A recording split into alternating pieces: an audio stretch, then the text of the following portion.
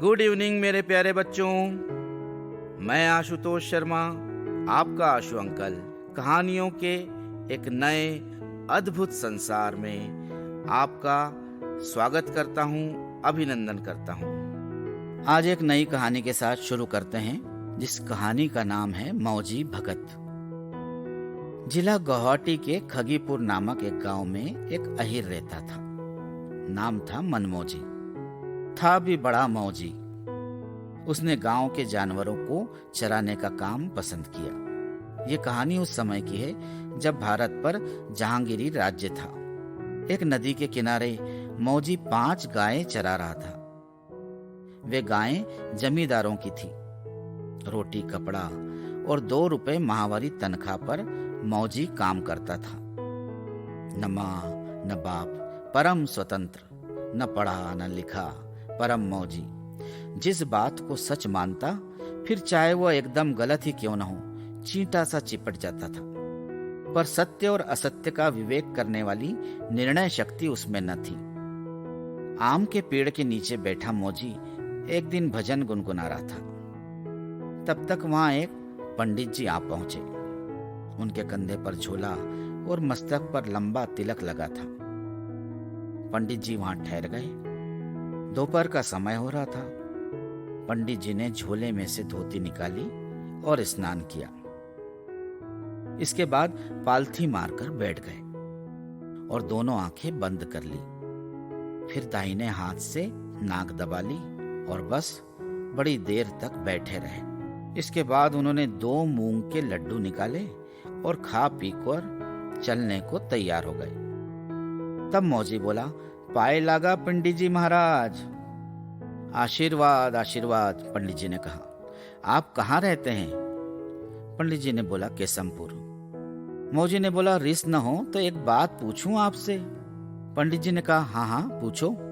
अभी आप नाक बंद करके क्या कर रहे थे? पंडित जी ने कहा, भगवान का दर्शन कर रहा था। मौजी ने बोला, ठीक ठीक बस।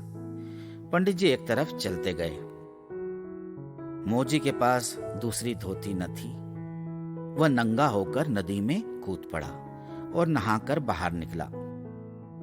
उसने धोती पहनी और पालथी मारकर बैठ गया। तब उसने आंखें बंद की और फिर नाक भी पकड़ ली। परंतु जब कुछ दिखाई न पड़ा, तब मौजी ने कहा, पंडित जी को तो भगवान दिखते थे, मुझे क्यों नहीं दिखाई देंगे? इतना कहकर उसने नाक और जोर से दबाई। शायद नाक को कम दबाया हो, यह सोचकर, मगर कुछ नहीं। थोड़ी देर बाद मौजी की सांस घुटने लगी। तब उसने कहा, आज चाहे प्राणी क्यों न निकल जाए, लेकिन जब तक भगवान के दर्शन न होंगे तब तक नाक नहीं छोड़ूंगा। कुछ देर बाद व्याकुलता ने असह्य रूप धारण किया। मौजी बोला, प्राण प्यारे जरूर हैं, लेकिन भगवान से ज्यादा प्यारे नहीं। उसने नाक और भी कस ली। प्राण की डोरी तो भगवान के सिंहासन से बंधी होती है। क्योंकि प्राण का स्वरूप सांप जैसा है, इसलिए समस्त सांपों के यानी समस्त प्राणी के समूह शेषनाग पर भगवान विष्णु जी सदा ही विराजमान रहते हैं। मौजी के प्राण का खटका सिंहासन पर पहुंचा। भगवान ने देखा तो एक अहीर का लड़का नाक दबाए जंगल में बैठा है। कारण जो पूछा तो माया ने पंडित जी वाली कहानी समझा दी। लक्ष्मी जी के नाम से भगवान के पास योग माया सदा ही हाजिर रहती है। भगवान ने सारा माजरा जानकर सोचा कि मौजी की मौत अभी नहीं आई है, जो वो मर गया, इसलिए उसे दर्शन देना चाहिए। भगवान मौजी के सामने प्रकट हो गए और कहा, आंखें खोलो, मैं आ गया हूं। आवाज सुनकर मौजी ने आंखें खोली और नाक भी छोड़ दी। कुछ देर सांस लेकर वह बोला, आप कौन? भगवान ने कहा, मैं भगवान हूं। मौजी बोला, इसका क्या सबूत कि आप ही भगवान हैं? भगवान ने बोला, तुम चाहो जैसा सबूत ले लो। मौजी ने कहा, ठहरो, मैं उन पंडित जी को बुला के लाता हूं। अभी वे बहुत ज्यादा दूर नहीं गए होंगे। अगर पंडित जी कह देंगे कि तुम ही भगवान हो तो मैं मान लूंगा, क्योंकि उन्होंने भगवान देखे हैं, मैंने तो कभी नहीं देखा। भगवान ने कहा, अच्छी बात है, जाओ। मौजी ने कहा, लेकिन जब तक मैं पंडित जी को लेने जाऊं तब तक कहीं अगर आप खिसक गए तो? भगवान ने बोला, नहीं नहीं, मैं यहीं खड़ा रहूंगा। मौजी ने कहा, अनजाने आदमी का क्या विश्वास, मैं ऐसा करता हूँ, आपको रस्सी से कसकर इस आम के वृक्ष से बांध देता हूँ। भगवान ने कहा, अच्छा भाई, लो बांध लो। मौजी उठा, उसने 5 गायों की रस्सियां खोली और सबको बांधकर उसने एक 30 हाथ लंबा रस्सा तैयार किया। भगवान बेचारे खुद ही आम के वृक्ष से सटकर जा खड़े हुए। मौजी ने उनको कसकर बांध दिया। फिर वह दौड़ा और 2 फर्लांग के बाद पंडित जी दिखलाई पड़े।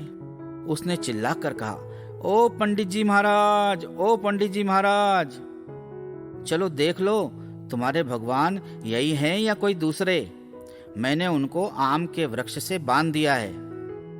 पंडित जी ने आवाज सुनी, मुड़कर देखा तो वही लड़का दौड़ता आ रहा है कि जो नदी किनारे मिला था। पंडित जी ने सोचा, ये युवक है और मैं बूढ़ा, कहीं मेरा झोला छीनने ना आता हो। इसलिए पंडित जी आगे को भागे, मगर मौजी था अपनी धुन का पक्का। उसने दौड़कर पंडित जी का हाथ पकड़ लिया। लाचारी के कारण पंडित जी को वहां पे आना ही पड़ा, जहां पर आम का वृक्ष था। मौजी ने कहा, देखो पंडित जी, यही भगवान है ना? पंडित जी ने बहुत इधर उधर देखा। आम के वृक्ष से एक रस्सा लिपटा था और कुछ न था। पंडित जी ने कहा, कहाँ हैं? मौजी बोला, दिन में सूझता नहीं है क्या, वे कैसे बंधे हैं पेड़ से? पंडित जी ने अपना पिंड छुड़ाने की गरज से झूठी कह दिया कि हाँ हाँ यही है। इसके बाद मौजी ने फिर बोला, तनिक नजदीक जाकर देख लो, फिर ये मत कहना कि ये वे नहीं है। पंडित जी को भगवान दिखाई नहीं दे रहे थे, परंतु उन्होंने कहा, बस बस यही है। अब पंडित जी की छुट्टी थी। इतना कहकर वे चल दिए। मौजी ने रस्सा खोला, भगवान के चरण छुए तो भगवान ने कहा, वो पंडित मेरा भक्त नहीं है, वो तो पाखंडी है। मौजी ने कहा, तो आप पाखंडी को दर्शन क्यों देते हैं? भगवान ने कहा, मैंने उसे कभी दर्शन नहीं दिया। मौजी का, वाह, वो तो कहता था कि मैं रोज दर्शन किया करता हूँ और अभी मेरे सामने वो आपको देख कर गया है। भगवान बोले, उसने न तो आज देखा न पहले कभी देखा था, वह झूठा है। लेकिन उसके झूठ ने मुझे सच से मिला दिया। वे पाखंडी सही, परंतु मेरे गुरु हैं। मौजी बोला। भगवान ने पूछा, तुम क्या चाहते हो? मेरा दर्शन व्यर्थ नहीं होता।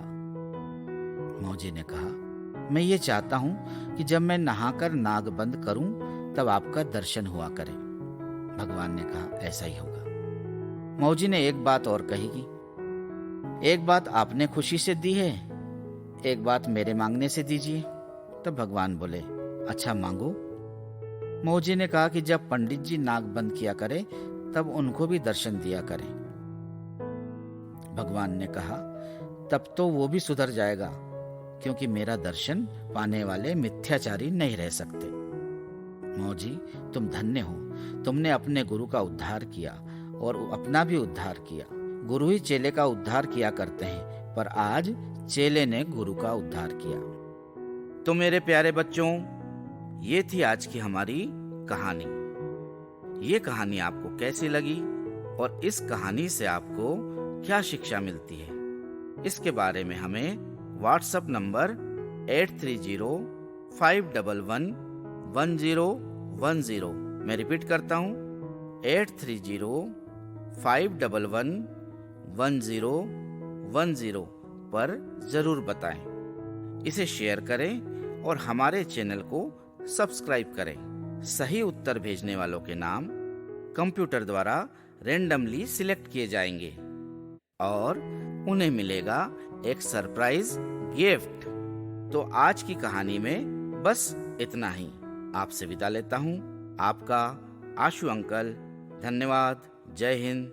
शुभ रात्रि।